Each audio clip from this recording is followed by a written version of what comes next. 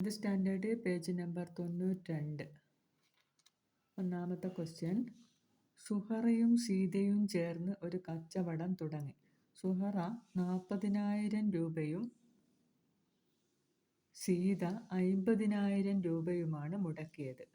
ലാഭമായി കിട്ടിയ 9,000 രൂപ മുടക്കുമുതലിൻ്റെ അംശബന്ധത്തിൽ വീതിച്ചു. ഓരോരുത്തർക്കും എത്ര രൂപ കിട്ടി? സുഹറ മുടക്കിയത് 40,000 സീത മുടക്കിയത് 50,000.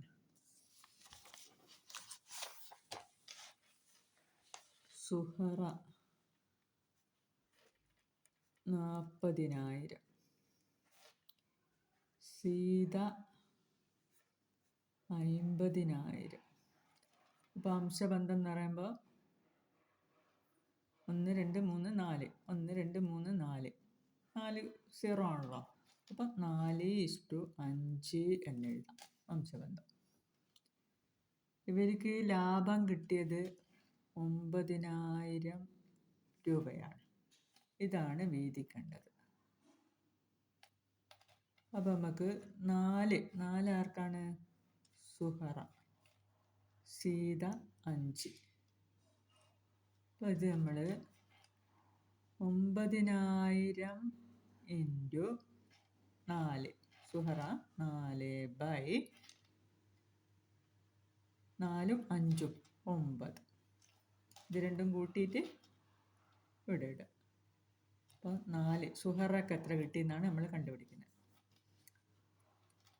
9 ഒരു പ്രാവശ്യം 1 1 2 3 3 0 1000. 1000 ഇൻറ്റു 4 4000. 4000 സുഹറക്ക് കിട്ടി. ഈ 9,000 നിന്ന് 4000 സുഹറ എടുക്കണം. ബാക്കി കഴിച്ച് 5000. അത് ഇങ്ങനെ കാണണം. ഇനി ഇതാ കാണാൻ പറഞ്ഞെങ്കിൽ ഇങ്ങനെ കാണാണ്ട് 9,000 ഇൻറ്റു 5/, ഇതും പ്ലസ് ചെയ്തിട്ടാണ് ഇവിടെ നിന്ന് 9. ഇത് 5000 കിട്ടും.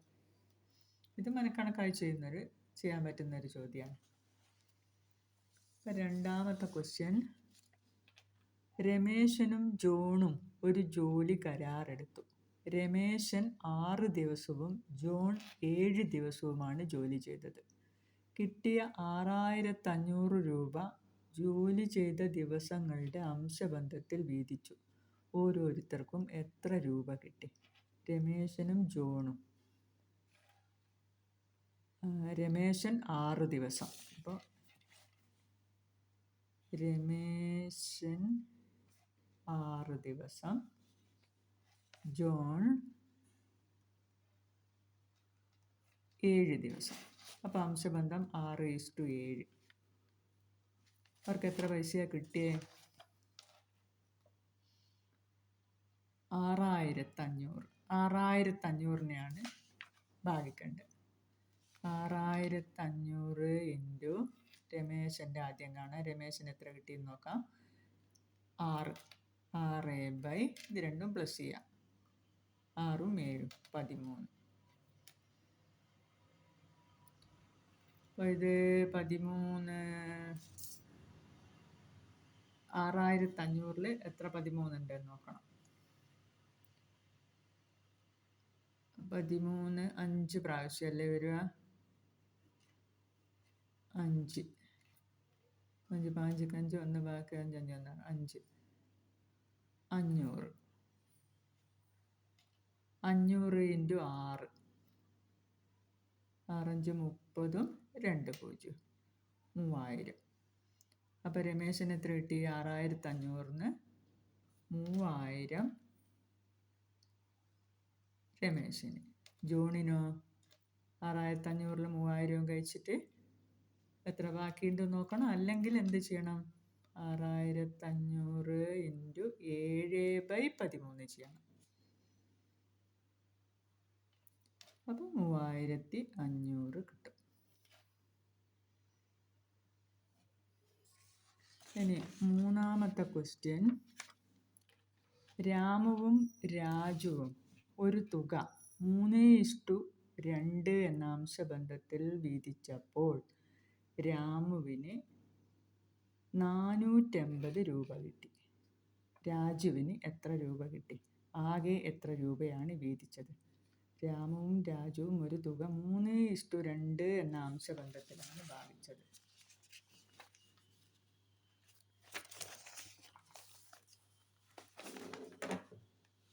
രാമു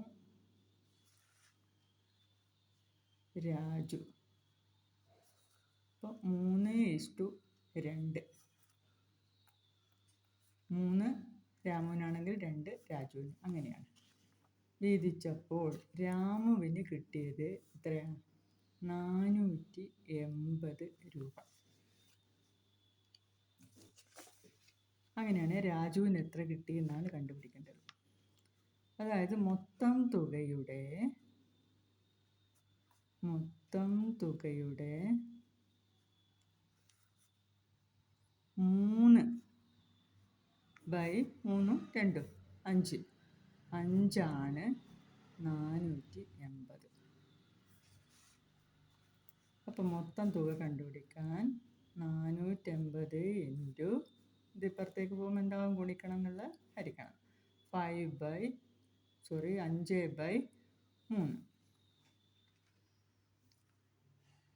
3 ഒരു പ്രാവശ്യം 18ൽ 6 3 പോയിൻറ്റ്. അപ്പം 160. 160 ഇൻറ്റു 5 800. അപ്പം മൊത്തം തുക 800ആണ്. അതിൽ 3 ഭാഗം എന്ത് ചെയ്തു നോക്കിയാൽ ശരിയാണോ നോക്കണം. എന്ത് ചെയ്താൽ 800 ഉറുപ്പ്യൻ്റെ 3/5 എത്രയാണെന്ന് നോക്കിയാൽ മതി. എത്രയാണ്? 5 1 കഴിച്ച് 30ൽ 6 60 0 0 6 8 1 ബാക്കി 3 450. കണ്ടോ? 450ആണ് രാമുവിന് കിട്ടി. ബാക്കി രാജുവിന് എത്രയാണെന്ന് കണ്ടുപിടിക്കാൻ പലതരത്തിൽ ചെയ്യാം അല്ലേ? 800ൻ്റെ 2/5 കണ്ടാൽ മതി. അല്ലെങ്കിൽ 800ന്ന് 450 കുറച്ച് നോക്കിയാൽ മതി. ഇത് 160 ഗുണിക്കണം 2. 6 12ക്ക് 2 1 ബാക്കി 2 320. രാജുവിന് 320, രാമുവിന് 450.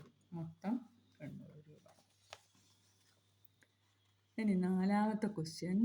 9 സെൻറ്റിമീറ്റർ നീളത്തിൽ AB എന്ന ഒരു വര വരയ്ക്കുക.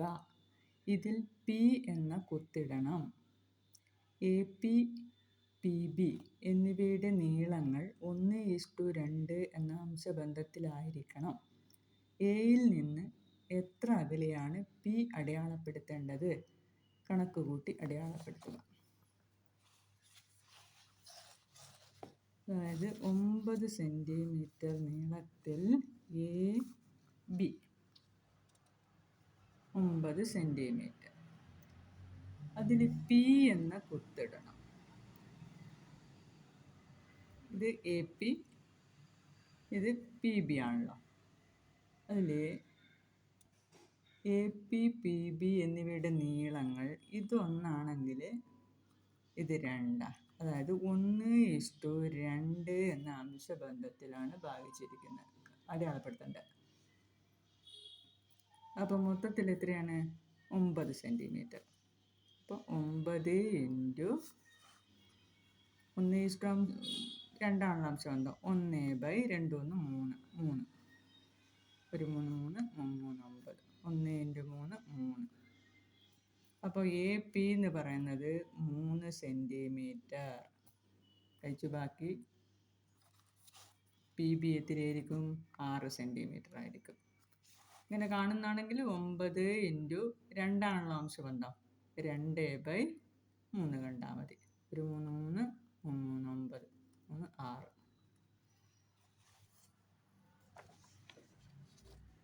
ഇനി 5ാമത്തെ ക്വസ്റ്റ്യൻ. 15 സെൻറ്റിമീറ്റർ നീളമുള്ള ഒരു വര വരക്കുക. ഇതിനെ 2:3 എന്ന അംശബന്ധത്തിൽ ഭാഗിക്കുന്ന ബിന്ദു ഇതിൽ അടയാളപ്പെടുത്തുക. നീളങ്ങൾ കണക്കാക്കി ബിന്ദു അടയാളപ്പെടുത്തുക. ഇപ്പോൾ 15 സെൻറ്റിമീറ്ററാണ്. 15 സെൻറ്റിമീറ്റർ വര. അതിൽ 15നെ 2:3 എന്ന് ഭാഗിക്കണം. 15 ഗുണിക്കണം 2 എത്രയാണെന്ന് നോക്കുക. 2 3 5 ആണ് അല്ലേ. അപ്പോൾ 2 എത്രയായിരിക്കും? ഒരു 5 5 5 5 2 എന്ന് പറയുന്നത് 6. ഇനി 3 15 × 3/5 5 5 3 9. അപ്പോൾ 6 സെൻറ്റിമീറ്ററും 9 സെൻറ്റിമീറ്ററും ആയിരിക്കും.